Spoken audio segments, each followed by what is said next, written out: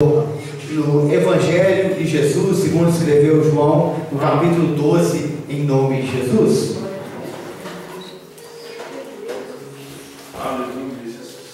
Evangelho, segundo escreveu João, no capítulo 12. Nós vamos ler apenas um versículo.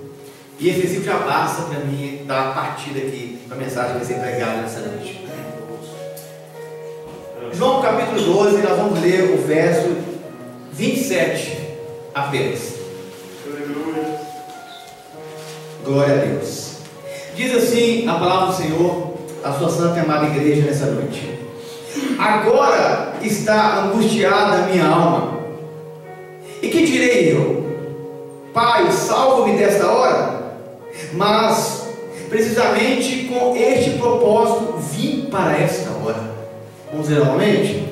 Agora está angustiada a minha alma. Outra vez na sua Bíblia está escrito que a minha alma está angustiada até a morte. O que direi eu? O que farei eu? Pai, salve-me dessa hora. Será que eu vou pedir ao Pai que me livre dessa hora? Então Jesus continua dizendo, e ele vai falar assim: mas precisamente com este propósito eu vim para esta hora. Vamos orar ao Senhor. Deus e Pai, nós te louvamos, ó Deus. Obrigado pela sua palavra manifesta aos nossos corações. Obrigado, Santo Espírito, por agir, Senhor Deus, em cada vida, por agir em cada coração que está aqui. Eis aqui, Senhor Deus, a nossa alma, o nosso espírito entregue diante do Senhor.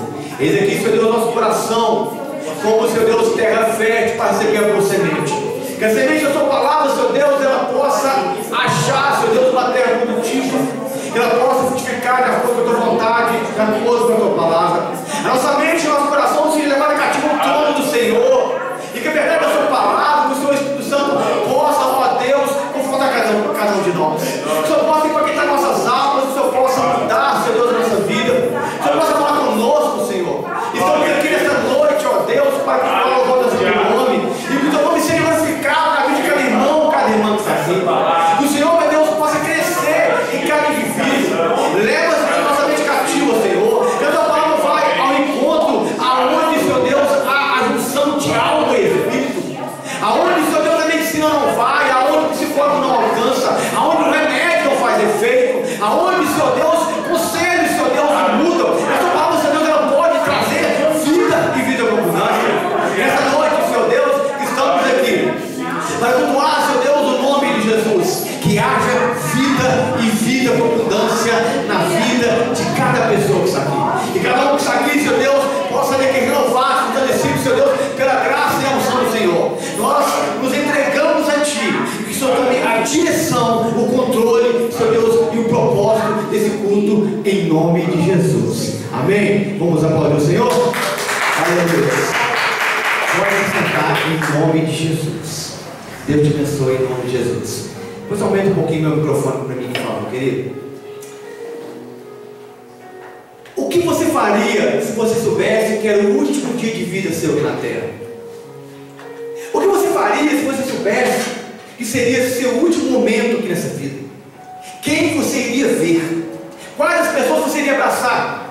Se alguém anunciasse para você que hoje seria as suas últimas 24 horas de vida nessa terra, quem você iria dar um telefonema, qual mensagem enviar? O que assistir? O que fazer? O que praticar? Quais ombros chorar? Quais abraços você iria dar ou receber? Quais conselhos você iria pronunciar? Qual palavra você iria receber? Certamente você iria procurar as pessoas que você ama, iria procurar coisas que você gosta de fazer, iria aproveitar ao máximo os últimos momentos de vida nessa terra. Mas Jesus, aqui nesse texto, sabendo que era chegada a sua hora, que era chegado ali o seu fim na terra, ele não desistiu. E por isso que ele ora aqui, por isso que ele fala aqui no verso 27, é chegada a minha hora, meu coração está angustiado, minha alma está angustiada até a morte. E o que eu vou fazer? Eu vou correr, eu vou pedir ao Pai que não me tire dessa hora, sendo que eu vim para esse propósito, sendo que eu vim para essa hora é minha, esse propósito é meu, eu nasci para isso e por isso estou aqui. Eu estou angustiado sim, tanta dor que é gerada agora em mim, mas o que eu vou fazer? Se fosse talvez eu e você, iríamos correr. iríamos comer boas comidas, iríamos comer coisas que nós gostamos, iríamos ver talvez algum filme que você goste, você iria ver a sua série preferida, talvez você ia na casa de amigos, ia dar abraços, dar risadas, contar casos, talvez iria na casa de parentes, visitar sua mãe e seu pai, talvez iria visitar irmãos, mas ele não. Ele seguiu o propósito ao fim. Sabendo que era o seu último dia, sabendo que era a sua última hora, seu último momento, seu último propósito, ele decidiu viver as suas últimas 24 horas seguindo o propósito de Deus. Talvez a gente leia o Salmo 84 que fala assim, que um dia nos atos do Senhor vale mais do que 1000. E quantas vezes nós oramos e falamos assim, Senhor, eu queria passar apenas um dia com Jesus. Eu queria ficar apenas um dia inteiro com Ele. Eu queria estar com Ele todo o tempo. E nessa noite eu convido você a passar junto comigo aqui as últimas 24 horas de Jesus. As 24 horas que transformaram o mundo. As 24 horas que é o motivo para estarmos aqui. 24 horas que mudaram a história humana, que dividiu os corações, que mudou as famílias, que converteu pessoas, que trouxe milagres, que restaurou casas, que restaurou famílias, que fez mortos viverem. Eu convido você a ir comigo nessa esse último dia, essas últimas horas de Jesus. Eu convido você a passar essa sexta-feira comigo. Eu convido você a entrar de quinta para sexta-feira com Jesus. As últimas 24 horas ele começou a preparar o seu coração, começou a preparar o seu servo e seus discípulos. Eu quero que você entenda que a hora judaica, ela começa no pôr do sol até o outro pôr do sol. Não é um relógio de 24 horas seguidas como nós temos, que começa à meia-noite, 0 hora, e vai até meio-dia, 13 horas, até chegar a 23 e 24 horas, que seria meia-noite. O relógio judaico, ele é de pôr do sol. Começa com vigílias. Primeira vigília, segunda vigília, terceira vigília, quarta vigília, e cada vigília é dividida por 3 horas. Mas para facilitar, nós vamos começar a contar aqui das 18 horas de quinta-feira. É onde começa a última 24 horas de Jesus. Quando deu 18 horas da quinta-feira, de quinta para sexta, porque a sexta-feira judaica começava 18 horas da quinta. É como se você tivesse a quinta-feira hoje aqui e a partir de 18 horas mudasse a data. Esse é o calendário judaico. Eles estavam na quinta-feira e de quinta para sexta começou então as últimas horas de Jesus. Ele chama os seus discípulos ali na primeira vigília, ali na hora zero, nós podemos falar. Às 18 horas de quinta-feira ele chama os seus discípulos e ele envia para preparar lugar para ele. Ele enviou os discípulos para preparar o local da Páscoa. E a gente começa a entender que Jesus só envia quem ele ama. Jesus só envia quem ele confia. Jesus só envia quem tem propósito, compromisso com ele. E se você quer ser enviado por Jesus, é o momento de você assumir o compromisso com ele. É o momento de você se deixar ser envolvido por ele, de você se entregar a ele, de você permitir que Jesus olhe para você e que ele confie em você, que você vai executar a tarefa, que você vai cumprir o propósito. Ele chama o discípulo e fala assim, já era próximo ali de virar de quinta para sexta, 18 horas, ele fala assim, olha, vamos preparar um lugar para a Páscoa, porque hoje minha alma está angustiada, está chegando o meu último dia, é meu último dia com vocês. Então eu preciso viver este momento. Então é o momento de vocês preparar o lugar. E Jesus enviou alguns discípulos. Ele envia quem ele ama. Certamente se Jesus enviou você em alguma etapa da vida, em algum momento, para fazer missões na sua casa, fazer missões com o seu vizinho ou na igreja, fazer missões onde você trabalha ou estuda, é porque ele ama você. Porque Jesus só envia quem ele ama. Ele só envia quem ele confia. Ele só envia quem ele tem propósito. Ele só envia quem ele tem grande confiança. E ele, confiando naqueles homens, os enviou ali para preparar o lugar. Foram então e acharam o cenáculo, uma casa que tinha um sobrado, uma casa que tinha um ambiente ali que caberia ali os 12 apóstolos, os 12 discípulos de Jesus. A mesa então foi preparada ali. A mesa foi posta ali para Jesus e seus discípulos. Mas antes de se sentarem à mesa, de se reclinarem à mesa, Jesus, ele tira a sua toalha, ele lava os pés de cada pessoa que estava ali. Era 7 horas da noite. Era a segunda hora ali do começar daquela sexta-feira. Ele começa então demonstrando um sinal de humildade. Ele começa então demonstrando ali um sinal de grande amor por quem haveria de traí-lo. Ele lavou os pés de Judas, ele lavou os pés de Pedro que negou, ele lavou os pés de todos que abandonaram, mas mesmo assim ele continuou sendo o mais humilde da casa, sendo o mais humilde de todos eles. Quando estavam ali com a mesa pronta, então um começou a olhar para o outro pensando: quem que vai lavar os pés? Quem que vai servir? Quem que é o melhor da casa? E como ninguém levantou, o mestre se levanta e dá o maior exemplo para nós. Ele sendo maior se tornou menor, ele sendo rei se tornou servo, ele sendo Deus se tornou homem, ele se tornou o menor de todos nós, para que pudéssemos hoje estar aqui louvando ele. Ele vai então, sai ali do local onde estava a mesa, no cenáculo, tira a toalha que ele estava enrolado e começa a lavar os pés de cada um deles, demonstrando um exemplo de amor, demonstrando um exemplo de graça, demonstrando um exemplo de humildade, que muitas vezes falta em nós, que muitas vezes nós não temos, que muitas vezes nós não vivemos dessa maneira. Ele viveu para demonstrar essa humildade. Era 7 horas da noite aqui, apenas ainda estava começando ali uma nova jornada, dessas últimas 24 horas de Jesus, mas ele começa demonstrando com grande humildade. Talvez ele poderia ter pensado assim: olha, eu sou mestre de vocês, e agora, hoje meu último dia, minha última ceia, vocês vão lavar os meus pés, mas não! Ele lavou os pés de todos. Ele levantou da mesa, foi nos pés de Judas e lavou os pés de Judas. Ele levantou da mesa e lavou os pés de Pedro, que o negou 3 vezes aquela noite. Ele lavou os pés de todos que o abandonou ali. Ele não fez exclusão de ninguém. Ele lavou todos ali até o fim. Depois de lavar os pés de todos, Jesus então ele volta para a mesa. E já era então 8 horas da noite. A noite avançava, o tempo corria. E Jesus então ele vai instituir, estabelecer a chamada ceia do Senhor. A ceia então que outrora era celebrada na Páscoa, um período que o povo era libertado do Egito, um período que o povo foi liberto da escravidão. A mesa estava ali os pães ázimos, pão sem fermento, que representa ali uma vida santa e sem corrupção, uma vida que não leva a corrupção da massa. Estava ali sobre aquele local as ervas amargas que eles se lembravam do Egito. E é importante você se lembrar de onde Deus tirou você. É importante você se lembrar o que Deus está fazendo com você. É importante hoje, nessa data, neste momento, nesse culto, nessa mensagem, você se lembrar de tudo que Deus tem feito por você. Lembrar de pegar ervas amargas é nos lembrarmos com gratidão de onde Deus nos tirou. É nos lembrarmos de onde Deus arrancou cada um de nós com conforto. É nos lembrarmos de onde Deus fez tudo para doar em prol da nossa vida. Estava ali ervas amargas à mesa do Senhor. Estava ali o cálice do Messias, um cálice de boca para baixo, que eles pegavam ali e abriam a porta e diziam: quem é que o Elias? E ficavam esperando Elias entrar, mas ali o Deus de Elias estava na mesa. Então Jesus ele pega aquele cálice, ele ergue ao céu e fala: este é o cálice da nova e eterna aliança. Nós temos que celebrar Cristo como o nosso Rei, como o nosso Senhor, em todos os momentos da nossa vida.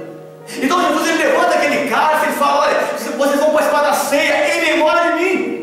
É para lembrarmos dele. Ele está trazendo uma lembrança de amor, de fé e de esperança. O nosso evangelho é um evangelho de amor, de fé e de esperança. Se estamos aqui é por causa disso. É por causa dessa graça que é manifesta em cada um de nós. Essa forma de Cristo aqui demonstra que fazer isso em memória de mim. Como é que você lembra de Jesus? Você lembra dele pelo amor, pela graça, pela esperança que ele nos dá. Que um dia voltará para resgatar a sua igreja. Que um dia voltará para levar cada um de nós a morarmos com ele. Este é o cálice da nova e eterna aliança. Naquela mesma hora, na mesa, às 8 horas, o traidor é indicado.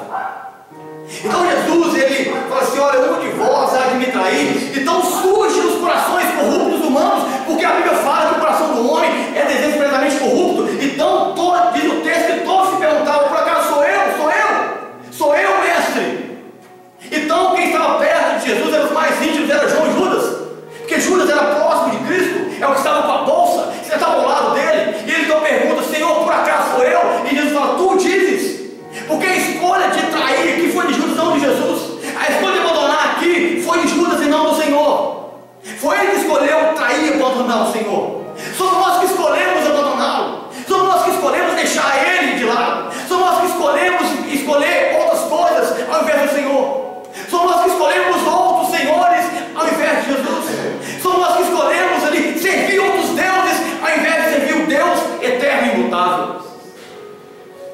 um de vós há de me trair. E todos foram ali tentados naquele momento. Mas o mais íntimo que estava ali, o mais próximo dele, meteu a mão com ele no prato. Ele falou assim: o que mete a mão comigo no prato, esse que há de me trair.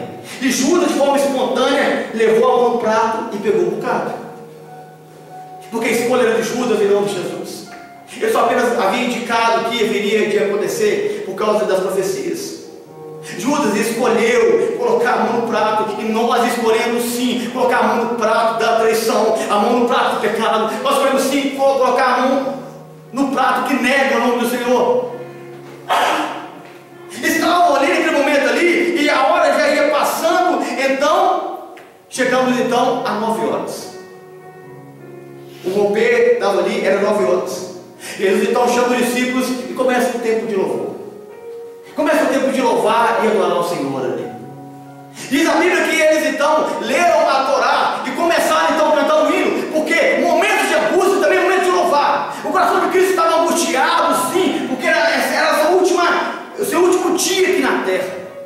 Eram as suas últimas horas aqui com os discípulos, mas ele ainda achou tempo para adorar a Deus. E por que então que você não acha tempo para adorar o Senhor? Por que você em nenhum tempo, em nenhum momento acha tempo para agradecer o nome dEle? Por que você não acha motivo para adorar o nome dEle? Jesus estava aqui caminhando as suas últimas 24 horas para a morte, mas achou tempo de adorar o Senhor. Ele achou motivo de agradecer o nome do Pai. Se estamos aqui, é motivo de adorarmos a Deus. Se estamos aqui, se amanhecemos, se levantamos, se deitamos, é motivo de adorarmos ao Senhor. Sim ou não, igreja? Sim ou não, amados? Ele então acha que o tempo de ler a Torá e de começar a adorar ao Senhor. O tempo de louvor aqui é instituído. Era 9 horas da noite. A hora estava rompendo. E uma palavra de cura então chega até aqueles discípulos. Eles começaram então a ficar preocupados. E Jesus então fala para eles assim: eu já não chamo vós mais de servos, mais de amigos. Vocês não são mais meus servos, mas são amigos. Vocês são íntimos meus, são próximos de mim. Vocês estão próximos de mim, que eu não considero vocês mais apenas discípulos, apenas aprendizes. Vocês são meus amigos.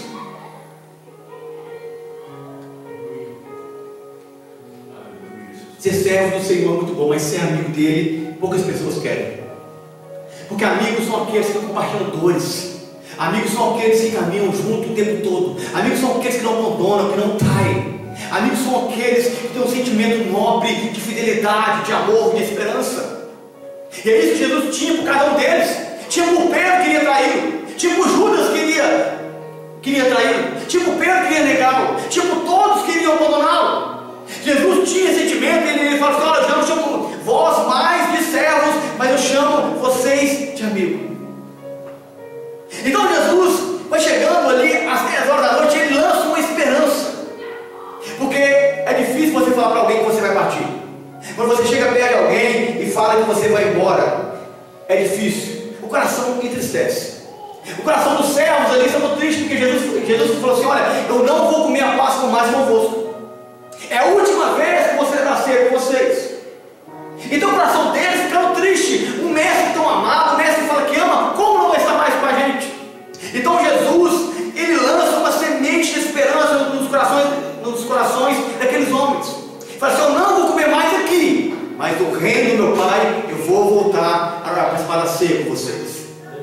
Lançando esperança nos corações que estavam agora desprovidos pela tristeza. Jesus estava aqui anunciando para eles que, apesar das dificuldades, que apesar de ser o último dia, as últimas horas, ele ia voltar. E quando ele voltasse, sim, a igreja do Senhor ia participar de um grande banquete nos céus com o Pai. É isso que ele estava anunciando aqui, lançando essa semente de esperança. E já era 10 horas da noite. A hora ia rompendo. Então Jesus sente a necessidade de orar. Era tempo de orar. E a gente tem que aprender que nos momentos de dificuldade, nos momentos de dores, nos momentos de tristeza, a oração, ela não é uma opção, ela é uma necessidade. Ela tem que fazer parte da nossa vida. Que o Senhor então, Ele chama eles para orar, porque Cristo aqui, ele representa o sumo sacerdote. E o sumo sacerdote, escute, presta atenção, e o sumo sacerdote da cultura judaica, na véspera do sacrifício, que ele iria oferecer o cordeiro, ele não dormia, ele ficava a noite inteira de vigília, a noite inteira de oração. Então Jesus chama os discípulos e fala assim: vamos ao monte orar, porque eu tenho que vigiar a noite inteira. A cultura judaica dizia que se o sumo sacerdote dormisse e ele sonhasse, ele perdia a sua consagração e a sua santidade para entrar no santíssimo lugar. E Jesus, cumpridor da lei, ele faz esse papel. Ele sai dali do cenáculo, onde estava a ceia, onde estava um ambiente ali de intimidade com os discípulos. Ele chama: eu preciso orar, vem comigo orar. Ele não sabia que Jesus estava exercendo o papel de sumo sacerdote ali naquele momento. Então Jesus, ele vai ali, chama aqueles homens para orar com ele. E já era romper de 11 horas da noite, e já estava virando o dia agora para sexta-feira do nosso calendário. Era de 11 para meia-noite e o sacerdote precisava orar. Ele se levanta então da mesa, então ali olha para o outro e fala assim: vamos então ao monte. Qual monte que o senhor vai, Senhor? Vamos ao Getsemane. Vamos ali naquele monte orar. Jesus então sai do cenáculo ali com os discípulos. Então já era então sexta-feira, 11 de abril do ano de 32, que foi essa data aqui. Eles saíram ali, partiram do cenáculo e eles então desceram o vale chamado Vale de Cedron. O Vale de Cedron é um vale profético. Eles saíram do cenáculo, atravessaram o Vale de Cedron para chegar no Getsemane. O Vale de Cedron é um vale aonde, também conhecido como Vale de Josafá, é onde que Jesus vai julgar as nações. É onde que Jesus, no retorno dele, ele vai julgar todos os povos. Ele atravessou ali o Vale de Cedron para ser julgado pelas pessoas. Mas quando ele voltar, ele voltará para julgar cada pessoa dessa terra. Ele atravessou ali, desceu o Vale de Cedron. E o livro de Joel, capítulo 3, verso 12, fala assim: despertem nações, avancem para o Vale de Josafá, pois ali me assentarei para julgar todas as nações vizinhas. Ele atravessa aquele local ali. Os discípulos não sabiam o que iria acontecer lá na frente. Ele atravessou aquele local, foi avançando, e ele então voltaria assim como juiz, para então julgar cada ser vivo dessa terra. Ele então o romper de meia-noite para 1 da manhã. Ele foi passando o tempo, foi passando ali a caminhada, e ele então chega no jardim do sofrimento, chamado jardim do Getsemane. Chega ali naquele local onde ele haveria de sofrer. Era 1 da manhã. Sexta-feira, 1 da manhã. Ou no calendário judaico era a terceira vigília, a hora 1. Ele chega ali, então começa a orar. Ele para de frente à porta dourada. Da onde que ele saiu? Ele sai da porta dourada, passa o Vale de Cedron e se assenta, se dobra o joelho diante da porta dourada e começa a orar. A porta dourada hoje está trancada, fechada. Se você pegar hoje pela internet, você vai ver que a porta dourada está selada, porque os muçulmanos selaram ela, por causa da profecia de Zacarias 14:4, dizendo que o Messias iria pisar no Monte das Oliveiras, iria entrar por aquela porta para julgar as nações. Eles sabendo que o Messias seria um sacerdote, fizeram então um cemitério em frente à porta dourada. Se você pesquisar hoje, em frente à porta dourada lá em Israel, tem um cemitério ali. Então, como resolver esse problema? A Bíblia então diz para nós, em Zacarias 14:4, que quando Jesus voltar, e ele precisa colocar os pés no Monte das Oliveiras, no jardim do Getsemane, o monte que vai tremer, vai ter um grande terremoto, e aquele terremoto vai em uma fenda que vai tragar aquele cemitério, vai bater na porta dourada e a porta vai abrir. E Jesus entrará novamente como rei de Israel e rei de toda a humanidade. As pessoas podem ainda fazer o que quiser para ele permitir, mas nada vai conseguir impedir o propósito de Deus nessa terra. Nada vai conseguir impedir o propósito de Deus nessa vida. Ele se assenta ali de frente à porta dourada e começa a orar, certamente olhando aquele local que ele depois voltaria para julgar as nações, para então ali entrar como rei de Israel. Então ele olha para o lado, ele vê Pedro, Tiago e João dormindo.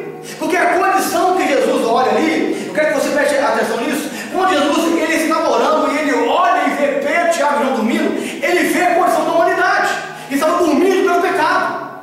Aquela condição de dormir de Pedro, Tiago e João, que não conseguia ficar de pé, vigiar, orar e estar com Jesus, era uma condição caída, uma condição que a humanidade estava por causa do seu pecado. E Jesus vai lá e tenta restaurar: vamos, levante, vigie e ore comigo. E eles voltam a dormir de novo.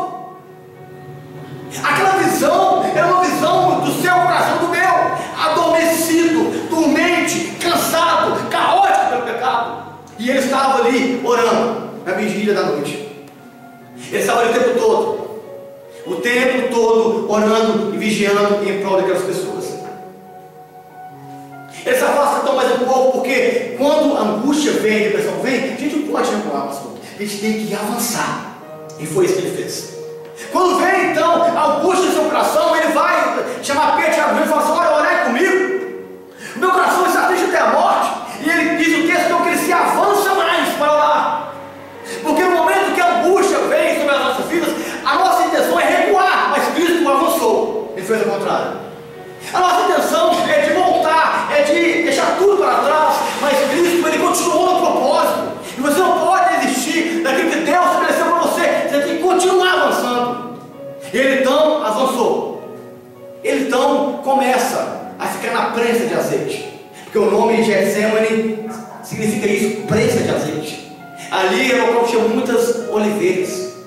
Então eles prensavam ali as olivas, as azeitonas, para extrair azeite. Você tinha 3 estações de azeites ali.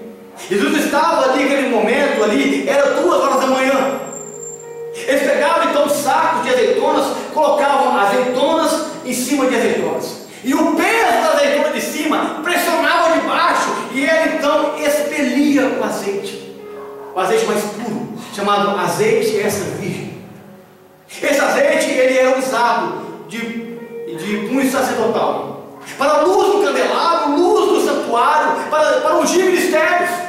E Jesus demonstra ali sim, que ele foi espremido ali, que ele foi esmagado, para trazer luz à nossa vida, para trazer luz ao nosso coração, luz à nossa casa, luz à nossa família. Ele veio para ungir e consagrar os ministérios. Ele sofreu, estava ali, agora sendo esmagado ali, porque os nossos pecados estavam agora sendo colocados sobre ele. As nossas queixas, dores e angústias depositadas sobre ele.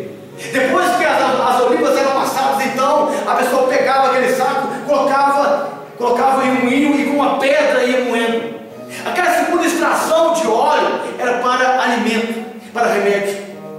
E é lógico que Jesus ele é a nossa cura. Ele que sabe as nossas angústias. Ele sofreu angústia, decepção, traição, abandono, negação, para que você pudesse ser curado hoje, para que você pudesse ser feliz. As dores que você acha que ele não sabe, ele sofreu todas elas. Ele foi participante de todas elas. E por isso então que ele gera o azeite de cura para nós. Por isso que ele gera para nós o azeite que nos alimenta. Por isso que a palavra de Deus é o pão que nos alimenta, o pão vivo que desceu do céu.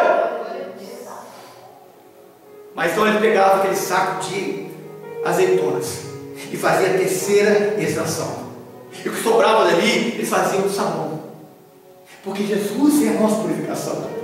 Porque Cristo é aquele que nos limpa e nos santifica. É a palavra que nos consagra. É a palavra que nos endireita. É Cristo que nos coloca de pé. É Cristo que nos faz sermos limpos do pecado. Que nos tira da nossa vida das coisas erradas. Ele estava ali sofrendo ali. Era 2 horas da manhã. E ele, como segundo Adão, sendo espremido por Deus, para levar o meu pecado, o seu pecado, a minha culpa e a sua culpa. A hora ia rompendo. E foi chegando então 3 horas da manhã. Depois então do Senhor começar a suar ali gotas de sangue, e começar a suar ali pelos poros o sangue precioso dele, ele ergue a cabeça e ele vê de longe uma multidão de pessoas chegando. Ele vê pessoas com correntes, com paus, com madeiras, com ferros, correntes. E ele vê alguém que ele conhecia, alguém que estava à mesa com ele, alguém que sentava do lado dele, alguém que meteu a mão no prato com ele. Ele vê Judas. reconheceu Judas de longe. E Judas falou assim, como um sacerdote, fariseu: aquele que eu beijar, esse é Jesus. Então, no meio ali daquela escuridão, um monte, sem nenhuma luz externa, 3 horas da manhã, chega o traidor. As horas iam rompendo, o tempo ia passando. Então, nessa terceira vigília da noite, na hora 3, a Bíblia fala que eles chegaram ali. Então Jesus perguntou: a quem buscais? E eles então perguntaram: a Jesus. E Jesus fala: sou eu. E eles então, se você saber, continuou: a quem buscais? Jesus. E Jesus fala assim: eu já não disse que sou eu? Quando Jesus fala isso, preste atenção aqui, o texto diz que os soldados recuaram, caíram por terra, porque o nome que Cristo estava anunciando ali era o nome que Deus havia revelado a Moisés lá no monte: eu sou o que sou. Quando Jesus fala isso, eu sou quem buscares, esse nome trouxe grande impacto para aqueles soldados, que eles recuaram e caíram por terra, como homens, se curvando diante do nome do Eterno. Jesus também se revelando como aquele Deus que se revelou a Moisés diante da sarça ardente. Mas eles não entenderam isso, eles não haviam percebido isso. Eles caíram por terra ali e logo se levantaram. E aquele traidor que traiu Jesus por 30 moedas de prata, porque 30 moedas era o preço que se comprava uma ovelha. Você ia na feira e comprava uma ovelha por 30 moedas de prata, e Jesus foi trocado por isso. E a ovelha que foi comprada é você. Você foi a ovelha que foi comprada no lugar de Jesus. Você foi a ovelha que seria morta, sacrificada, e ele então foi comprado no seu e no nosso lugar. Por 30 moedas de prata, então, aquele preço da ovelha, ele foi vendido. Então vem aquele homem que ele tanto amava e chega perto dele, põe a mão no seu ombro e fala: Rabi, Rabone, porque Judas nunca chamou Jesus de Senhor, apenas de mestre. Nunca chamou ele de Senhor. O Senhor é o meu Senhor. Ele não foi Senhor de Judas, ele foi Rabi, Rabone, que ensinava. Judas gostava disso, mas Judas não gostava de servir a ele, Judas então chega perto dele e fala: Rabi, Rabone, e dá um beijo na face dele. Escute isso aqui: profeta, você beijava na mão, sacerdote se beija no rosto e rei se beija nos pés. Quando Judas beija Jesus no rosto, Judas estava traindo o sacerdócio de Cristo. Ele estava traindo Jesus como um sacerdote da sua vida. Está entendendo essa compreensão aqui? Essa profundidade? Ele estava desprezando o ministério sacerdotal de Cristo na vida dele. E ele então beija a face de Jesus, e Jesus olha para ele, e com uma palavra de cura, porque se fosse eu e você, a gente iria escorraçar aquela pessoa, a gente iria amaldiçoar ela, dizer um tanto de coisa, traidor, um monte de coisa. Mas Jesus fala assim: amigo, aqui vieste. Jesus ajuda Judas e fala assim: Judas, você me traiu, mas eu amo você. Você me traiu, mas eu quero gerar cura para você. Você me traiu, Judas, mas eu amo você. Você é meu amigo. Você, Judas, nunca foi meu amigo, mas eu sou seu. Você, Judas, nunca me amou, mas eu sempre te amei. Você, Judas, nunca foi meu servo, mas eu sempre fui Senhor da sua vida. Então ele olha para Judas e fala: amigo que vieste.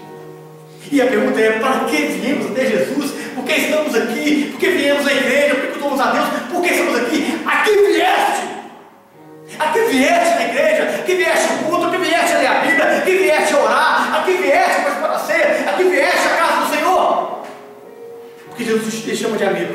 Talvez você venha com uma intenção diferente. Talvez a sua intenção não é de servir Ele como rei. Talvez a sua intenção não é de reconhecer o sacerdócio dele, mas a intenção dele de amar você, de salvar você, por isso na sua vida. Então ele pergunta a você: amiga, amigo, aqui vieste. Porque você está aqui. Qual o seu motivo de estar aqui para adorar e servir o Senhor?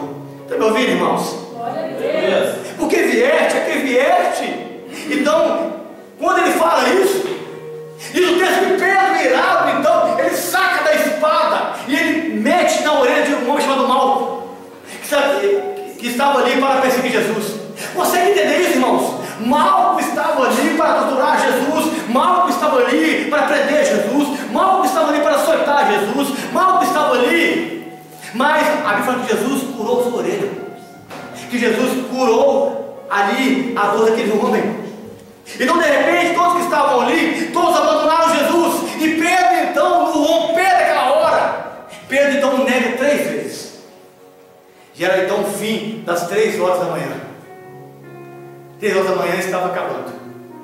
E agora Jesus tinha sido negado. Agora Jesus tinha sido traído. Agora Jesus tinha sido abandonado. Então pegaram e foram julgar Jesus agora. Aqueles homens que estavam ali pegaram porretes. Está acompanhando? Calma aí que a gente nem rompeu o dia ainda. Vamos até 18 horas de sexta. Era então 4 horas da manhã agora, da sexta-feira. Eles então pegaram porretes, correntes e paus e amarraram o Senhor. Eu fiquei pensando sobre isso. Preso, amarrado, para que você pudesse gritar com liberdade. Ele foi amarrado e preso para que nada pudesse aprisionar você. Ele foi amarrado e preso para que você pudesse dizer que nada pode prender você, nada pode viciar você. Então amarrando ele com correntes, com cordas, com paus, amarraram o Senhor. E eu fiquei pensando assim, o que poderia então amarrar o Todo-Poderoso, se não o amor? O que poderia então amarrar o Todo-Poderoso, se não a sua santidade, a sua graça? O que poderia então prender ao Senhor a nós, se não a sua misericórdia? Será que as correntes e as cordas eram suficientes para prender as mãos que fez os céus e a terra? Será que as cordas que estavam ali eram suficientes para prender as mãos daquele que tudo fez? Mas ele se sujeitou, porque o que prendia ele não eram as cordas, era o amor. O que prendia ele era a graça. Então ele, por amor, ele se sujeita. Então ele é amarrado, preso. Foi levado então a casa para sofrer 5 julgamentos: Anás, Caifás, Sinédrios, Herodes e Pilatos. Os 5 julgamentos que quando ele voltar e ele pisar no Monte das Oliveiras e a terra se fender, a terra tremer, quando a porta dourada se abrir e ele entrar, ele vai fazer 5 julgamentos. Vai julgar a igreja primeiro, eu e você. Nós vamos passar pelo julgamento do Senhor, pelo tribunal de Cristo. Ele vai julgar as nações, ele vai julgar Israel, vai julgar os anjos caídos e vai julgar os mortos não remidos. Os 5 julgamentos que imputaram para ele vai julgar 5 vezes de novo. Eles não sabiam disso, mas estavam trazendo juízo para a sua própria vida, estavam trazendo juízo para a sua própria condenação. Já era romper aqui, de 4 horas às 6 da manhã, das 4 às 6, ele foi julgado 5 vezes. Pegaram Jesus, a casa de Anás, Caifás, o Sinédrio todo julgou. Pilatos, Herodes, Pilatos de novo julgou. E ele e todos esses aqui imputaram o pecado para ele. Imputaram que ele não era o digno. Imputaram aqui que ele não tinha favor e graça de ninguém. É por isso que Isaías fala que ele foi o mais desprezado de todos, porque ninguém passa por 5 julgamentos, pastor. 5 julgamentos. E todos eles foram desprezados, humilhados, condenados. O mais desprezado de todos os homens, fala o profeta. Então, agora, quando eles estavam ali na casa de Anás, Anás perguntou assim: me diz se tu és o Cristo. Então Jesus falou assim: olha, vocês vão ver, vocês vereis o Filho do Homem assentado à destra de Deus Todo-Poderoso, vindo das nuvens com poder e glória. Quando ele fala isso, Anás, ele rasga o seu manto sacerdotal. Mas o sumo sacerdote não poderia rasgar suas vestes. O sumo sacerdote não poderia rasgar as suas vestes, porque o sumo sacerdote, quando rasgava as vestes, ele estava renunciando o seu ministério para outro. Quando Anás ele rasga aquilo ali, ele estava reconhecendo que o sacerdócio de Cristo era maior poder, sem ele saber. Sem ele saber, ele estava reconhecendo que Cristo era o sumo sacerdote e ele não era. Anás rasga as suas vestes ali, acusam ele de blasfemo, de herege, acusam ele de mentiras, acusam ele de tantas coisas. Então ele é levado à fortaleza chamada Antônia, o lugar onde Pilatos morava. Ali representando a Pilatos, então, naquela fortaleza. Então Jesus, ele é interrogado por aquele homem, que ele fala assim: eu não vejo pecado nele, mas eu vou açoitá-lo, então depois eu vou mandar soltá-lo. Pegaram Jesus, um homem com cerca de 70 quilos no seu corpo, cansado. A última refeição dele foi 7 horas da noite do dia anterior, não comeu mais nada, ele apanhou, ele foi acorrentado, passou a noite inteira acorrentado sem dormir. Escute isso aqui, irmãos. Já era aqui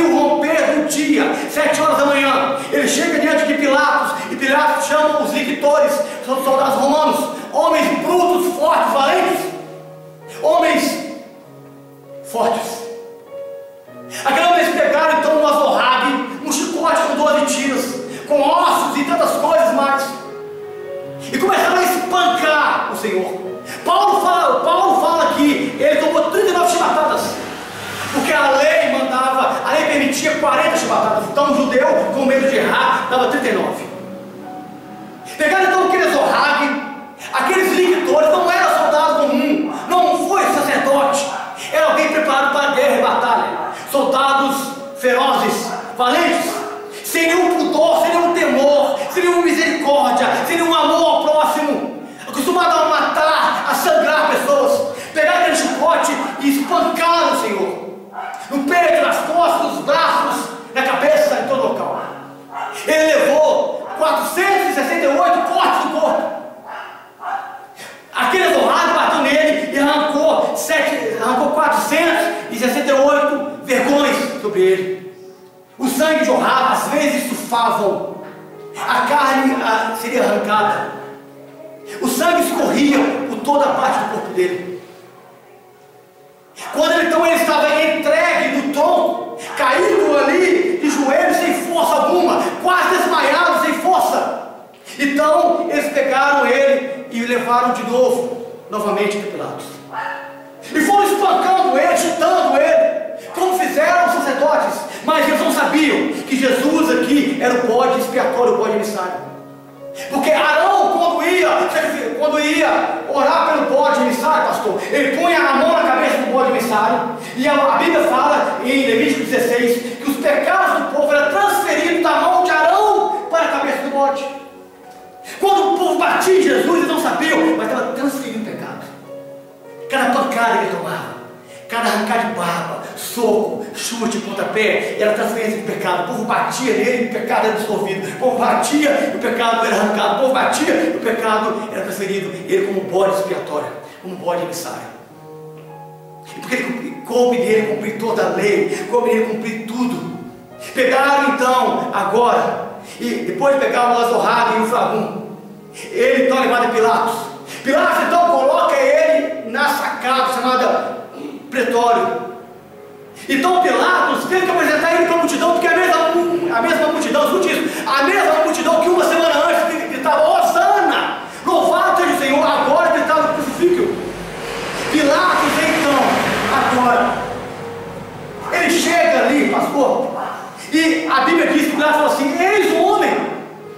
Eu fico pensando nisso, por que Pilatos fala isso para a multidão? Porque Jesus estava irreconhecível, ele estava espancado, flagelado, ensanguentado, esmagado, moído.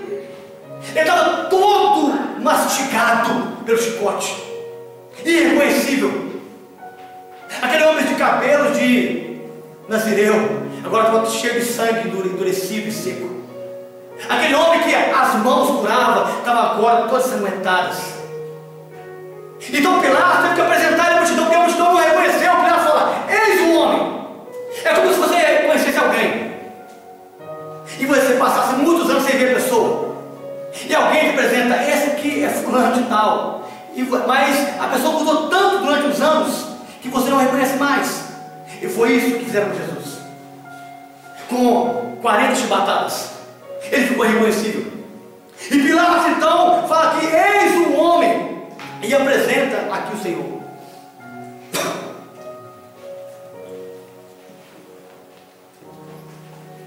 Então os soldados pegaram uma coroa de espinho e puseram sobre a cabeça dele. Mas sabe o que me impressiona aqui? Era que aquela maldição adquirida por Adão passou, estava sobre a cabeça de Jesus. Quando Deus falou assim para Adão: maldita é a terra por sua causa, ela produzirá espinhos e abrolhos. Os espinhos agora estavam na cabeça de Cristo, porque ele iria levar a maldição de toda a terra, estava sobre ele. Por isso que foi um coroa de espinhos, porque a maldição que foi lançada pelo homem, ele levava agora sobre si. Ele estava agora aqui, diante de Pilatos, pegaram uma coroa de espinhos e puseram sobre ele. Então, arrancaram suas vestes. Quando arranca as vestes de Jesus, presta atenção, isso aqui é sério. Quando arrancaram as vestes de Jesus, os 468 cortes abrem de novo. A pele é arrancada, porque em Cristo ele era oferta de holocausto. Escute, e oferta de holocausto era oferta sem pele. Oferta de holocausto queimado ao Senhor era oferta sem pele. E por isso que ele foi açoitado dos pés à cabeça, e por isso que arrancaram o manto dele. Então a pele é arrancada, o sangue é exposto, e ele fica em carne viva.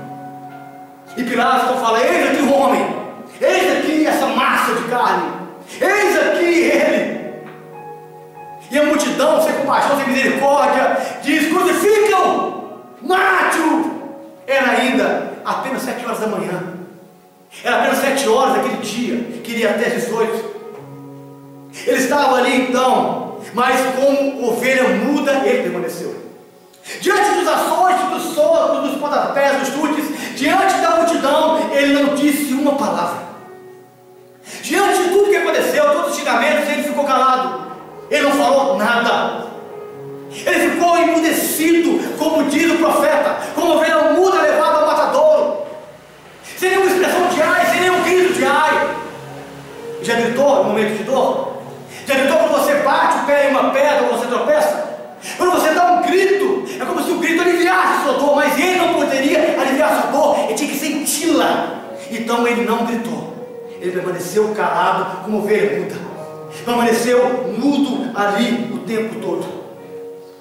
Então chegou 8 horas da manhã. 8 horas da manhã, Pilatos, sem saber o que fazer, falou assim: olha, é costume de vós na Páscoa eu soltar um preso.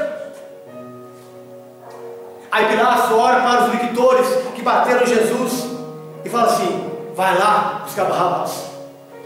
Eles vão então, irmão, escute, eles vão no último calabouço, eles vão no último local, no lugar mais escuro, fedido, no lugar onde não tinha recurso.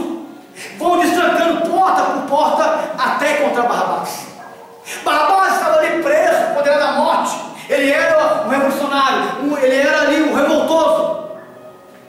Certamente Barrabás pensou assim: é agora que eu vou morrer.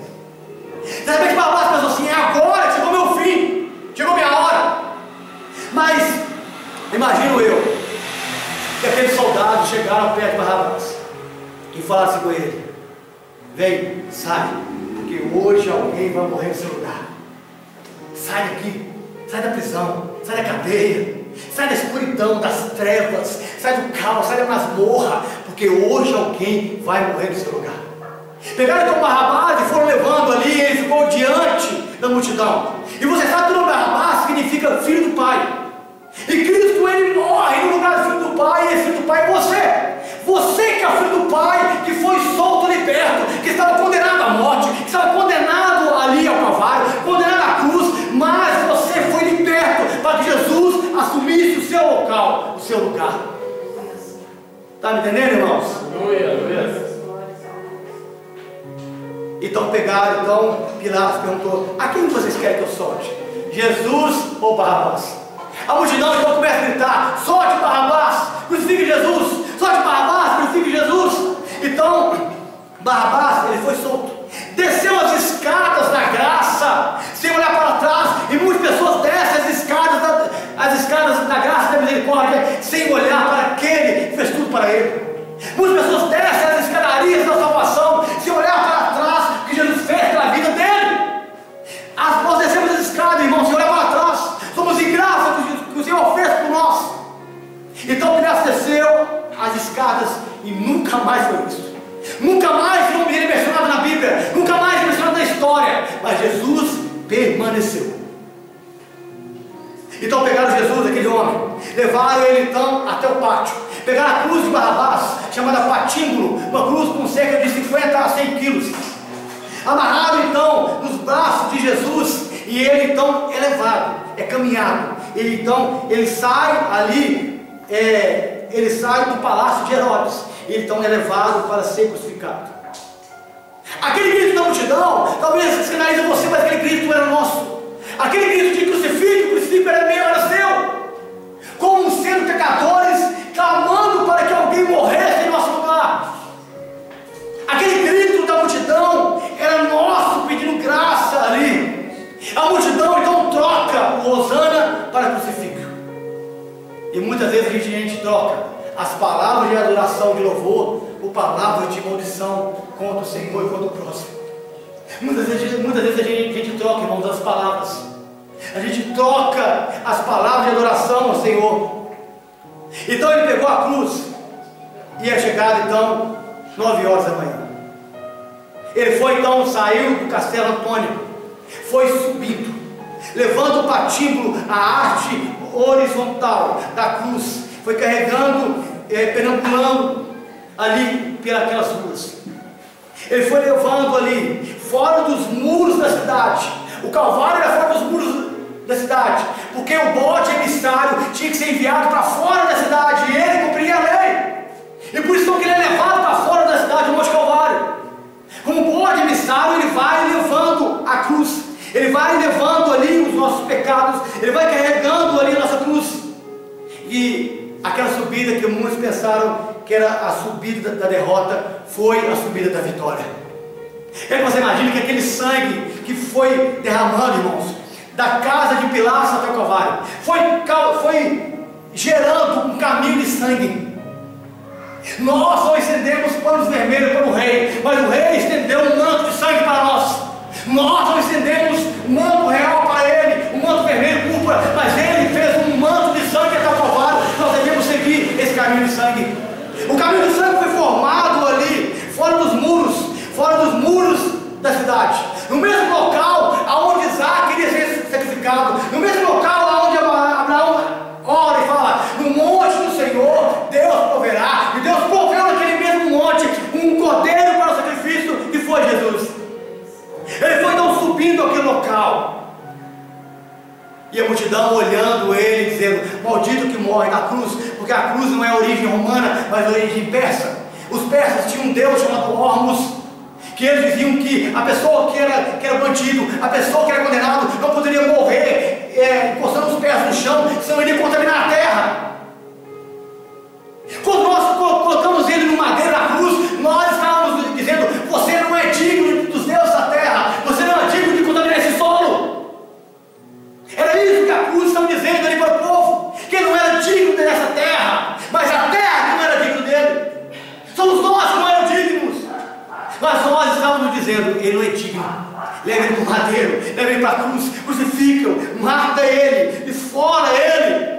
Então pegaram aquele senhor, agora no meio do caminho, pegaram então um homem chamado Simão Sirineu, o etíope, puseram ele para ajudar a carregar a cruz. Isso é uma outra mensagem que eu prego. E ele então foi levando a cruz junto com o Senhor até o Calvário. E chegando lá, aquele Senhor, ele foi pregado no meio da cruz. Ele ficou com a cruz no meio. E talvez você não se perguntou: pastor, por que ele ficou no meio? Porque na condenação romana, o pior bandido ficava no centro. O que tinha mais pecado, o mais condenado, o mais injuriado, o mais desprezado, ficava no centro do monte. Ele foi considerado o pior pecador. Ele foi considerado o pior homem, por causa de você, por causa de mim. Porque os seus pecados estavam sobre ele. Ele foi colocado no meio do monte. Porque os seus pecados horríveis, os meus pecados horríveis, estão agora sobre os ombros e as costas daquele santo que levava aquela cruz. Ele então foi colocado no meio, ali, na posição como o pior criminoso. Pegaram então uma placa de acusação que Pilatos mandou fazer, escrito: Jesus Cristo Nazareno, Rei dos Judeus. E eu pergunto para você: sabe qual foi o crime dele? Querer ser rei sobre a sua vida. O crime dele foi querer ser rei sobre a sua casa. O crime dele foi querer reinar sobre você. O crime dele foi querer trazer o reino dos céus a nós. Esse foi o seu crime. É isso que estava na cruz: Jesus Nazareno, Rei dos Judeus. Essa foi a acusação dele, segundo Pilatos, de querer reinar sobre você. E você que hoje rejeita o reino de Cristo, rejeita o reino dos céus, rejeita o senhorio dele. E ele morreu para reinar sobre nós. Ele morreu para reinar sobre a igreja. Ele morreu para que pudéssemos ser participantes do reino de Deus. Mas ele estava ali na cruz. Era 9 horas da manhã. Esse horário ele não é por acaso. Esse foi o horário, sabe qual passou? O horário da tentação de Adão. Adão foi tentado às 9 horas da manhã. Caiu o meio-dia e houve trevas. O horário que Deus matou o animal para tapar a pé de Adão foi 3 horas da tarde. O horário que Adão foi expulso foi 17 horas. O horário que foi levado à sepultura. 9 horas da manhã ele estava agora pendurado no madeiro. Porque a tentação de Adão, o pecado de Adão estava sobre ele agora. O pecado da raça estava sobre ele. As minhas mentiras, as minhas pragas, as minhas maldições, as minhas queixas, os meus murmúrios, as minhas idolatrias, as minhas prostituições, os meus adultérios,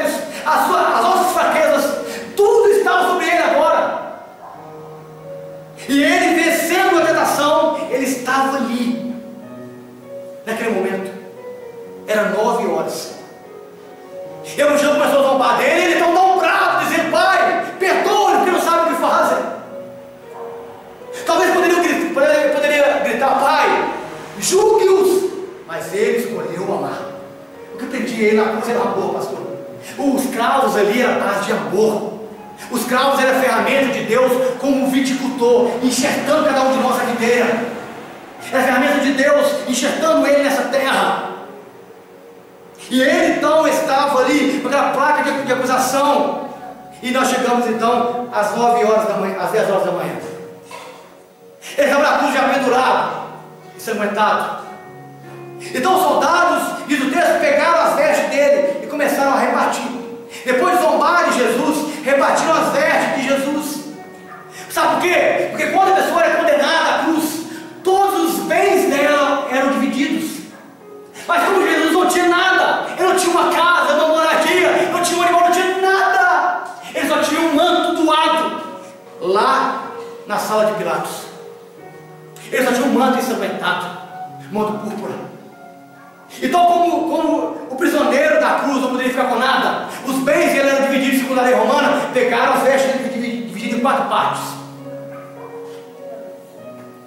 demonstrando que o evangelho seria entregado nos 4 cantos da terra, que teria 4 evangelhos. Dividido então ali o manto do Senhor, ele não tinha nada, não tinha nenhum bem, porque o maior valor dele era pessoas. O maior valor de Jesus era você. E Jesus não veio aqui, meu amado, escute, para adquirir riqueza, não. Jesus não veio aqui para levantar fortuna, não. Ele veio aqui para levantar pessoas, salvar almas, tirar pessoas do inferno. Essa era a riqueza de Jesus. Arrancaram as vestes dele, mas ninguém ia conseguir tirar você do coração dele naquele dia. Ninguém ia conseguir tirar, arrancar o meu nome dele naquele dia. Ninguém iria conseguir tirar nossa vida diante dele, do Senhor. Depois então que partiram as vestes de Jesus, eles começaram então a zombar de Jesus. Os fariseus dizendo aos soldados, zombando dele: salva de ti mesmo, desce da cruz. Então o romper de 11 horas da manhã era chegado. Então alguém estava com ele ali, à direita e à esquerda, Dimas e Gésias, 2 ladrões que estavam ali. Gésias começou a zombar então de Jesus, dizendo: salva-te e salva nós também, desce da cruz. Mas Dimas então fala: você não teme a Deus nem nessa hora? Você não teme a Deus nem neste momento? Eles estavam ali zombando de Jesus. Então Jesus, ele fala uma palavra de salvação naquele momento. Quando o ladrão olha para ele e fala assim: Senhor. O ladrão olha para ele e vê aquele homem calado, aquele homem mudo, ensanguentado, e todo mundo xingando, zombando dele, e ele sem revidar ninguém. Aquele ladrão olha para ele e pensa: esse homem é santo mesmo. Esse homem só pode ser santo. Esse homem só pode ser enviado de Deus. Então ele olha para Jesus e fala: Senhor, lembra-te de mim quando entrares no teu reino. Então Jesus aqui, ele libera uma palavra de salvação. Ele fala: hoje mesmo estarás comigo no paraíso. Hoje mesmo você estará comigo no paraíso. Era romper de 11 horas da manhã, e a gente estava aproximando do meio-dia. E Jesus então ele olha para João, olha para Maria que chorava aos pés da cruz, e fala assim: filho, eis aí tua mãe, mãe, eis aí teu filho. Jesus estava ali mostrando muito cuidado que devemos ter um para com o outro. Meio-dia se aproxima, era a hora da queda. Era a hora da queda lá no Éden. Então o meio-dia se aproximou, e diz o texto que as trevas tomaram conta sobre a terra. As trevas tomaram conta sobre a face da terra. A criação estava de luta porque o Criador estava pendurado. A criação estava agora em luto porque o Criador estava pendurado no madeiro. E se isso não mexe com você, eu não sei qual tipo de sentimento você tem por Deus. Se isso não mexe com suas emoções, eu não sei se você é mais insensível do que todos os outros. A criação foi ficando negra, o sol se escureceu, parou de brilhar. Não tinha motivo mais para o brilho, não tinha motivo mais para os pássaros cantar, não tinha motivo mais para os animais passaram por ali, o Criador estava pendurado. Era momento de se lembrar da queda, orar da queda meio-dia, onde a vida do homem se tornou em trevas, onde a vida do homem foi enegrecida pelo pecado, e agora as trevas se aproximam ali agora do Filho de Deus. E ao romper das 13 horas, ele então dá um brado de angústia, sai da terra e chega até no céu. Um brado agora de dor, sai da terra e chega ao céu. Ele olha aos céus, e pense você que ele olha ao Pai, e ele vê o abandono do Pai, porque Deus não tem comunhão com o pecado. Ele agora, como estava ali na parte dos pecados de Adão da humanidade, o meu pecado, o seu pecado estava sobre ele então agora olha aos céus. Do romper do Calvário, o olhar dele transcendente, transcende até o terceiro céu, até por onde ele vê o trono, e o Pai não olhava para ele, porque o Pai não tem comunhão com o pecador. Então por isso que ele dá um brado e fala: Deus meu, por que me desamparaste? A dor era tremenda no coração do filho, sofrendo, amargurado, sofrendo aqui, angustiado, com todos os nossos sentimentos ruins, estavam sobre ele ali. Ele então dá outro brado e fala: tenho sede. Alguém então pega uma esponja com vinagre e põe na boca dele, mas ele rejeita, sabe por quê? Porque o vinagre ele era anestésico, e ele teve que sentir toda a dor. Foi por isso que ele não tomou vinagre, porque o vinagre é feito de vinho. Ele não queria ser embebecido ali, ele não queria ser anestesiado, ele tinha que sentir cada cãibra, cada dor que a humanidade sente, teria que passar sobre o corpo dele. Pegaram então o vinagre, puseram na boca de Jesus, e ele não tomou, rejeitou o vinagre, porque ele queria passar lúcido. Ele tinha que ter consciência do que ele estava fazendo, consciência de cada palavra. Ele então rejeita aquilo ali, quando pegaram o vinagre para levar a boca de Jesus, porque ele tem consciência do que ele fez com você, ele tem ciência do que ele fez pela sua vida. E será que você tem consciência do que você faz por ele? Que você faz por ele? Foi rompendo então o dia, as 13 horas passou, chegou 14 horas, e ele então começa a se esforçar na cruz, porque ele estava chegando a hora da morte. Sabe como é que é a morte? Cruz? Morte por sufocamento. A pessoa morre sufocada, sem ar na cruz. As pernas ficam fracas. Ele tomou 468 chibatadas. O sangue dele foi derramado para fora. Escute isso aqui. Ele ficou sem alimentar 24 horas. Ele foi confeteado, espancado, açoitado, cuspido, maltratado, injuriado, pendurado no madeiro. Levou uma cruz pesada. E ele não poderia morrer sufocado. Sabe por quê? Porque a Torá proibia oferecer sacrifício de carne sufocada. Ele não poderia morrer sem ar. Como então que ele deveria morrer? Ele então vai fazer um esforço enorme, porque ele tem então que pegar o seu peso e pôr sobre o cravo do pé. O cravo do pé foi o seu apoio. Ele apoia, forçando o corpo para cima, tirando as costas da cruz, para aliviar os pulmões. As câmeras tomavam conta do corpo. A dor era imensa. Faltava força nos ossos, força na carne dele. Mas ele não morreu sufocado. Ele tinha que cumprir a lei. Ele tinha que agradar o Pai. Ele tinha que fazer o que era dito ali pelo Senhor. Talvez ele escutou lá do céu Deus falando para ele assim: carne sufocada, não. E ele só fazendo esforço na cruz, tirando as costas que agora estavam nuas, rasgada pelos açoites do azorrague. Ele tira do madeiro, cheio de farpas e ferpas, e agora desloca as suas costas, relando as costas do madeiro, gerando mais sangue sobre a sua vida. Ele então vai forçando cada vez mais, 2 horas da tarde, para morrer sufocado. Então, ao romper das 15 horas, era a hora que Deus pegou aquele animal lá no Éden. Quando Deus chegou lá e disse: Adão, onde tu estás? Era a hora que o sacerdote oferecia a ovelha no templo para o pecado. Mas Deus lá no Éden, quando ele vai procurar Adão, ele fala: Adão, onde tu estás? E Adão escondido lá atrás do arbusto. Adão fala: Senhor,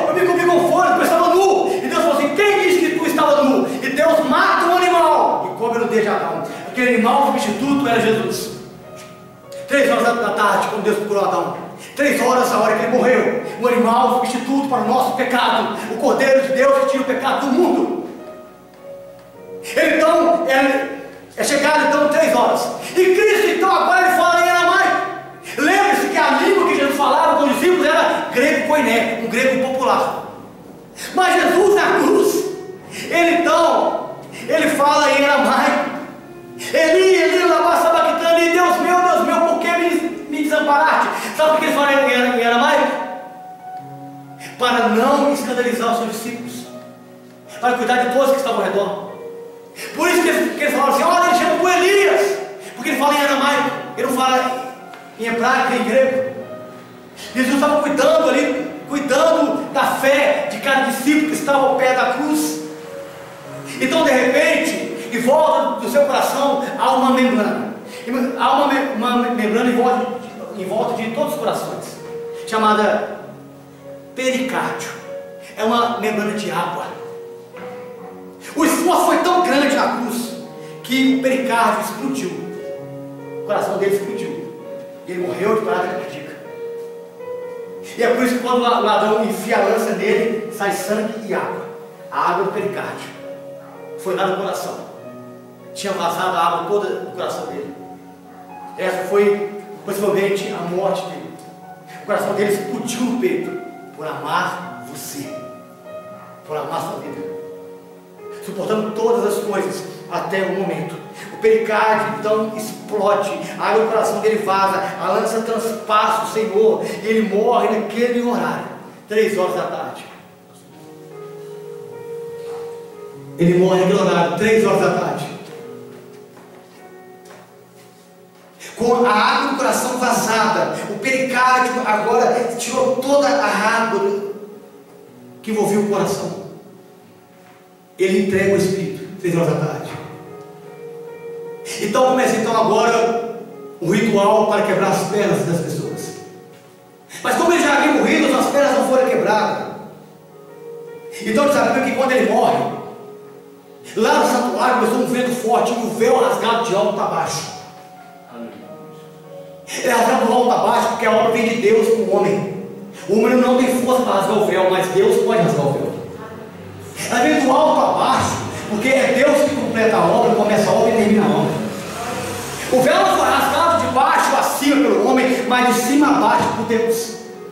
O véu então de alto a baixo ele foi rasgado. Então, se você não clamar, as pedras clamarão. Lucas 19:40 fala assim: que se a gente não clamar, até as pedras clamarão. Mas diz o texto que na morte dele, as pedras se venderam. Sabe por que as pedras se venderam? Porque elas estavam glorificando o Senhor. Quando as pedras ali de Jerusalém partiram, se federam, fizeram barulho, estavam glorificando o Criador. Porque se você não glorificar, até as pedras clamarão. Deus não precisa do nosso clamor, até a pedra clama e louva Ele. Até o barulho de uma pedra louva o Senhor. Até os animais louvam o Senhor. Tudo que tem vida louva o Senhor. Não é favor que você faz para Deus de adorar, é reconhecimento da sua graça, seu perdão, sua misericórdia. Então as pedras se arrebentaram, se fenderam e Deus foi glorificado. E no texto que houve um grande terremoto em Jerusalém do monte. Sabe o que eu me lembrei disso? Que quando Deus foi aparecer, pastor, para Moisés no monte, e sabia que o monte fumegava, que o monte ficava escuro e que o monte tremia. Houve terremoto aqui porque Deus estava anunciando que Ele estava voltando para a humanidade. Ele estava voltando para nós. O acesso a Ele estava voltando para nós por causa de Jesus. Houve tão grande terremoto ali, as pedras se fenderam. Então diz o texto que os mortos ressuscitaram para testemunhar a vida. É para isso que nós somos chamados, para estarmos vivos e testemunharmos vida. Os mortos ali ressuscitaram para testemunhar a vida em Cristo. E é por isso que você é chamado aqui nessa noite. Então depois disso, o texto diz que era chegado às 17 horas. Então das 17 até 18 é o horário que ele é retirado da cruz. E aqui termina a história dele. 17 horas então, as preces, por causa da cultura judaica, eram um sábado do outro dia. Eu quero que você entenda que o morto da cruz, Ele tinha 3 destinos. Ele ficava ali para ser comido por animais. Ele era tirado ali, jogado no vale dos filhos de Hinom, para ser queimado o cadáver. Ou ele era jogado num banco de areia, para ser consumido e tragado o seu corpo. O homem, então, sabendo disso, chamado José de Arimateia, falou: não, o corpo do meu Senhor não pode ser consumido por animais. Abutres, corvos não podem consumir o corpo do meu Senhor. Ele correu até aquele lado e falou assim: olha, me dá o corpo dele. Eu sei que você condenou como um bandido, como um pecador, mas ele não pode ser esquartejado por um chacal. Uma raposa não pode comer as mãos dele. Animais não podem beber o sangue dele. Deixa eu pegar o corpo dele e levar para mim, que eu tenho um sepulcro novo, vazio, que eu cavei numa pedra. Então José de Arimateia, esse grande homem, que estava aqui possibilitando a ressurreição, uma grande obra dele, um grande ministério, de pegar o corpo de Cristo e levar para a tumba. Ele vai então agora lá, retira o corpo de Jesus, que estava na cruz à virada do dia, e leva então até o seu túmulo. Um túmulo preparado para ele. José de Arimateia preparou um túmulo para ele, mas Jesus ficou no túmulo dele. Na tumba dele. Já havia, meu amado, uma cova preparada para você, já havia um túmulo preparado para você, mas Jesus entrou no seu lugar. Já havia, meu amado, um lugar de morte preparado para nós, mas Jesus entrou no nosso lugar. Já havia um lugar escavado, preparado para nós, lugar de morte, que cheira mal, mas Jesus tomou o nosso lugar. Então às 17 horas, José de Arimateia, ele pega aquele corpo do Senhor e leva para o túmulo. E aí o túmulo foi fechado, e todo mundo pensou: acabou. 24 horas do Senhor, acaba o quê? Começou com ele preparando a ceia, começou com ele sendo sepultado. E agora, pastor? E agora? Que a história não termina aqui. A história termina 3 dias depois. A história termina 3 dias depois, quando Maria Madalena e as outras irmãs, quando vão até o túmulo e vão procurar o Senhor para embaçar o seu corpo. João capítulo 20, 21 fala que foram procurar Jesus, e ele agora estava ressuscitado. Ele agora estava vivo. No 3º dia, elas vão até o túmulo. Sabe uma coisa mais linda aqui? Compartilhei isso essa semana com os meus filhos. Quando Maria Madalena ela vai até o jardim do túmulo, então ela não acha Jesus naquele túmulo, pastor. Ela sai chorando, e as lágrimas a impediu de enxergar Jesus, porque as lágrimas te impedem de enxergar um Cristo vivo. As lágrimas te impedem de enxergar um Cristo ressurreto. As lágrimas da dor te impedem de enxergar um Cristo que está vivo. Ela então deu de frente com Jesus e começou a chorar, então, e diz o texto assim: tendo ela visto Jesus, o teve como jardineiro. Eu parei nesse texto aqui e falei: Senhor, qual que é a revelação aqui desse versículo? Por que Maria Madalena aqui ela vê Jesus como o jardineiro do túmulo? Lembra de Deus lá no Éden? Lembra que Cristo é o segundo Adão?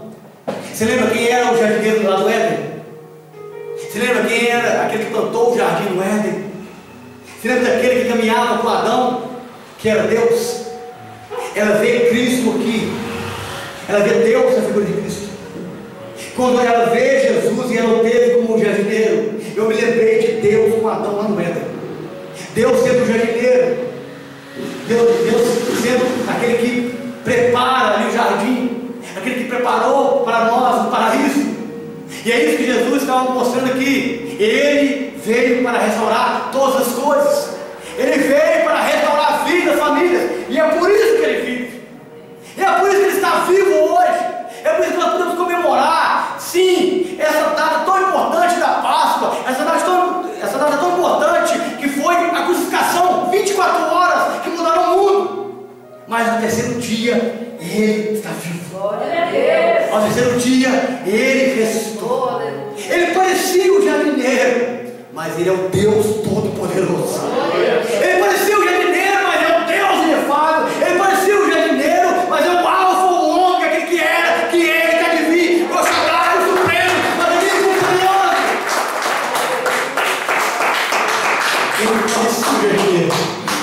Porque ele parecia, ele é aquele Deus lá do Éden, que passou as últimas 24 horas aqui na terra, para que você pudesse ter vida e vida com abundância. Amém? Se hoje fosse o último dia de vida, o que você faria? Jesus, ele foi até o fim do seu propósito, para que você hoje pudesse ter vida. Vai até o fim, naquilo que Deus estabeleceu para você. Vai até o fim dos propósitos de Deus na sua vida, que você vai ver. Vai até o fim naquilo que Deus estabeleceu para você. Pastor, eu estou angustiado, eu estou com dor, eu estou sofrendo. Jesus também estava, mas ele foi até o fim na cruz. E por isso hoje nós temos motivo para adorar o Senhor, não só hoje, mas durante toda a eternidade, em nome de Jesus. Amém? Vamos aplaudir o Senhor.